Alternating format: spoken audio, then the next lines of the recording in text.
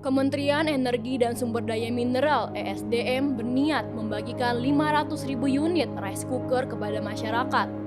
Sayangnya, niat baik dari Kementerian ESDM tersebut justru muncul saat harga beras melambung di pasaran. Sekretaris Jenderal Kementerian ESDM, Dadan Kusdiana, mengatakan program ini dicanangkan untuk meningkatkan penggunaan energi bersih, mengurangi impor LPG untuk memasak, dan meningkatkan konsumsi listrik per kapita. Adapun aturan soal pembagian rice cooker tersebut dituangkan dalam Peraturan Menteri ESDM Nomor 11 Tahun 2023 tentang penyediaan alat memasak berbasis listrik atau AML bagi rumah tangga.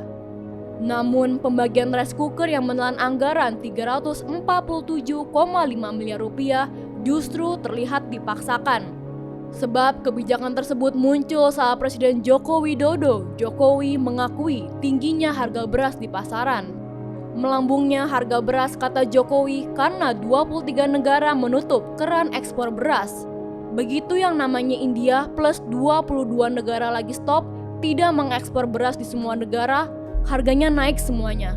Kata Jokowi di Sentul International Convention Center, Bogor, Jawa Barat, Sabtu 7 Oktober 2023. Selain itu, menurut Jokowi, melambungnya harga beras juga dipengaruhi oleh jumlah penduduk Indonesia yang terus bertambah dan dampak dari fenomena El Nino.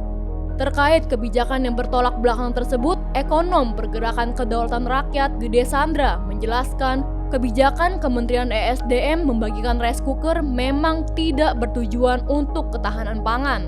Kebijakan ini sebenarnya untuk meningkatkan konsumsi listrik. Memang tidak ada hubungannya dengan ketahanan pangan sama sekali.